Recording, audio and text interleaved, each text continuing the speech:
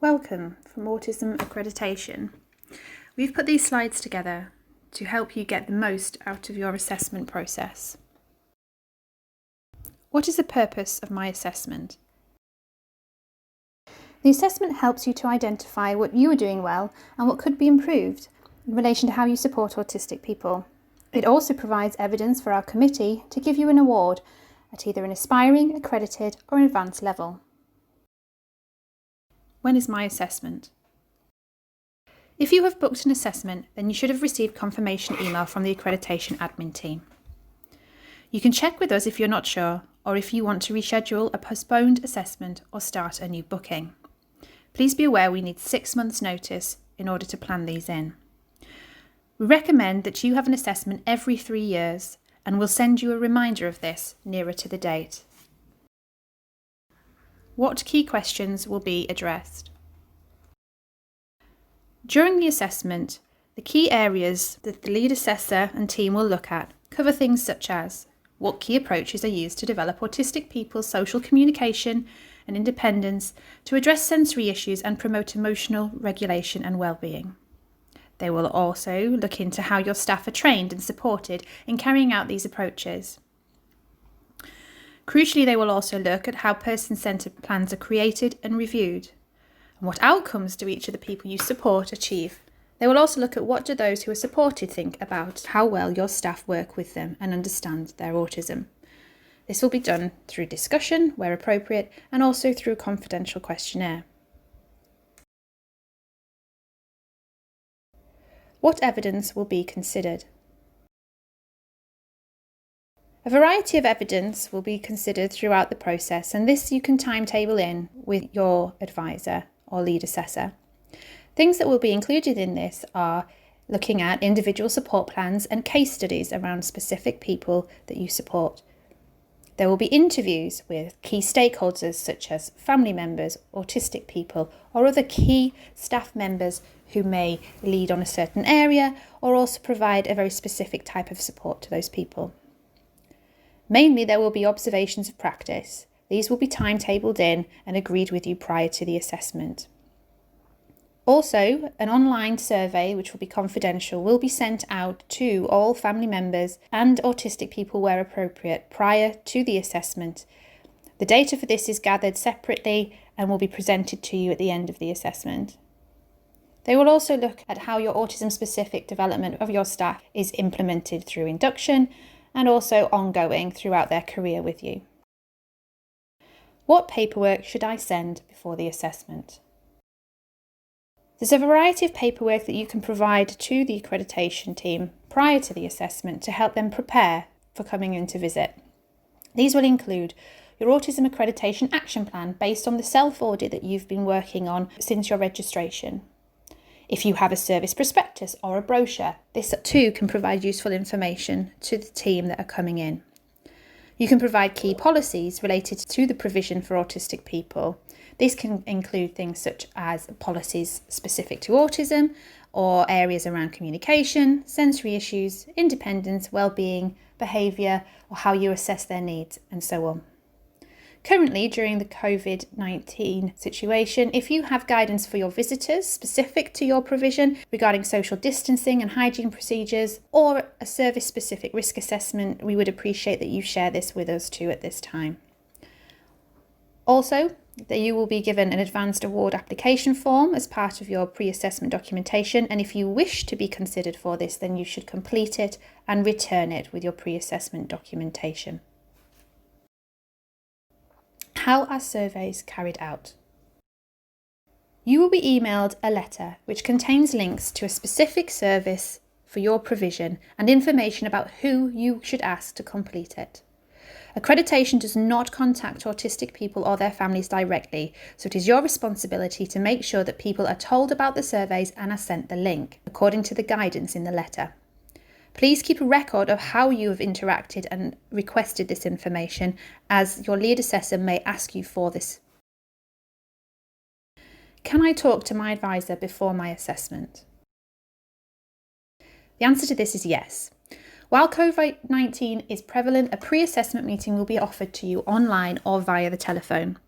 During this meeting, your advisor will discuss with you what activities will take place during your assessment days, when and how. They will discuss with you a timetable of observations for when they visit, as well as who should be included in the interviews that will take place. How does the assessment start? The assessment starts with you giving a presentation to the lead assessor. This presentation should include how the service goes about providing key methods and approaches in order to support the autistic people within it. These are methods that could include areas such as communication development, self-reliance, independent skills, sensory processing, emotional regulation, and also well-being. You can also discuss at this time your professional development program with your staff, including key methods and approaches that you use, as well as how you induct new staff and also continue their professional development through their careers with you.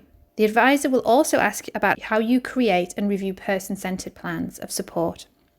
This is from assessment through to noting down onto documentation and how those are reviewed over a period of time.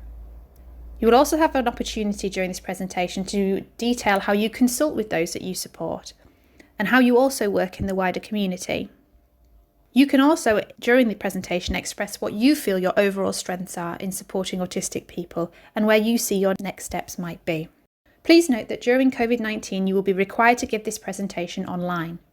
You can do this by giving a PowerPoint presentation, and if you so wish, we can provide you with a template that will help you with this. If you prefer, you can just answer questions from the advisor on the topics listed before. What will the observation visit involve?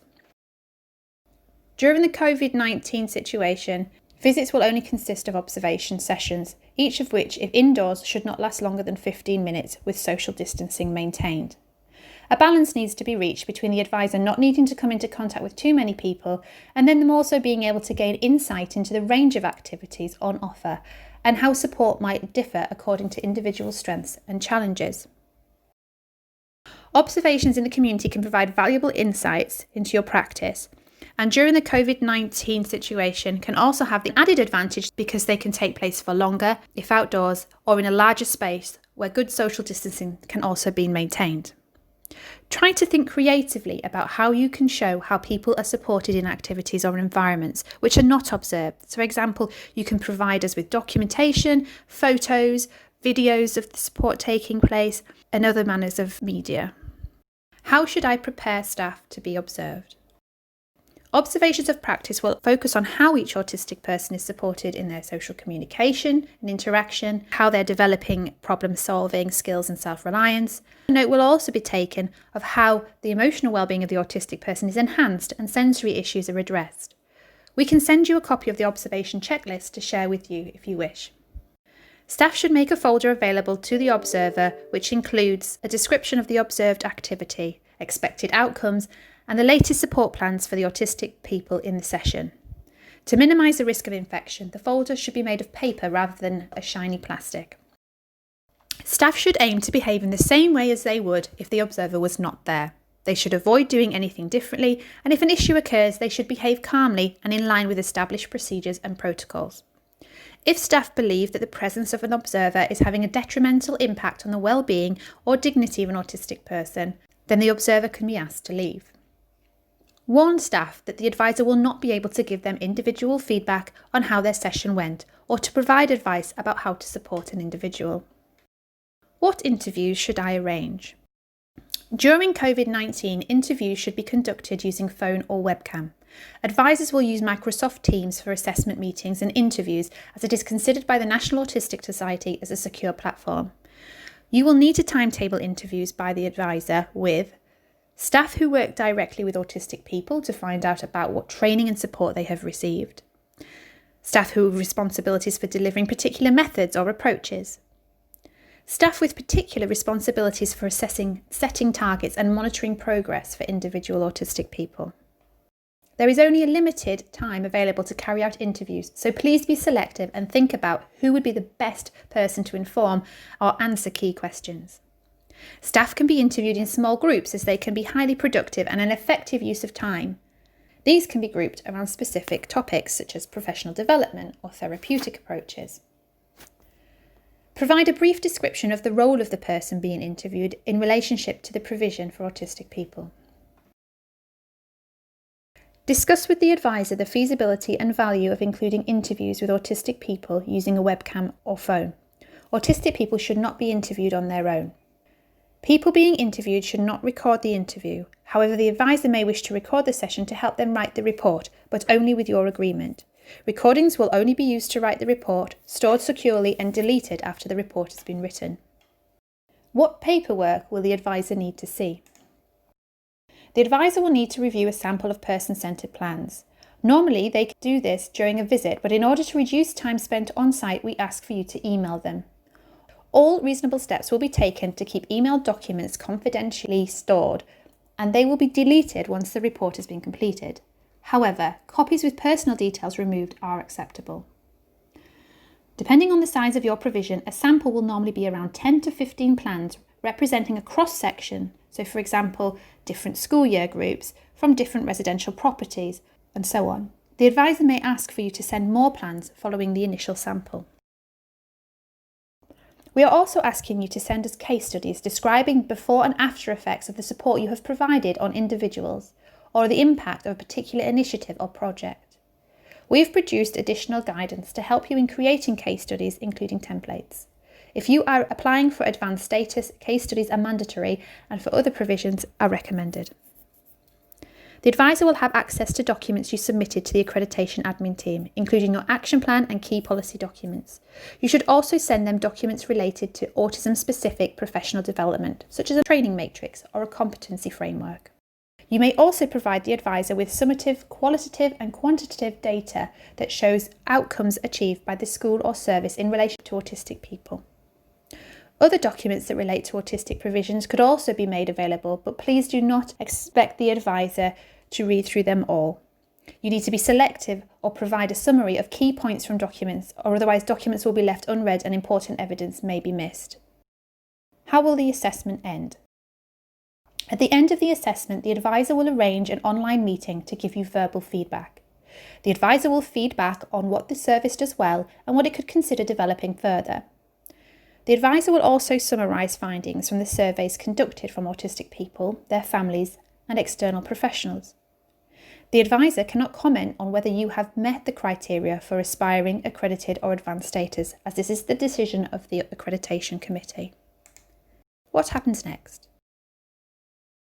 A fortnight after the assessment, you will receive a copy of the assessment report. You will have the opportunity to request corrections to the report, for example, titles of members of staff and so on. You can also submit additional information which you would like the committee to consider alongside the report. Within a month of the assessment being completed, you should receive a letter informing you of the panel decision. Committee may decide that you are aspiring towards accredited status or that you have achieved accredited status. If you have applied for advanced status, you will be notified if your application has been successful. You'll receive a letter which will inform you of how you can appeal against the committee decision. All appeals must be submitted within 15 working days of receiving the letter and will be considered by an independent appeals panel. We aim to inform you of the outcome of your appeal within 6 months of receiving it. Please pass on any compliments, complaints or suggestions to your regional head of accreditation, separate from the panel and appeals process. You will also be asked to complete an online survey about your experience of the process. Your feedback is very important to us, so please take the time to complete it. If you have any additional questions about your assessment, you can contact your advisor who would be happy to answer those for you. Thank you.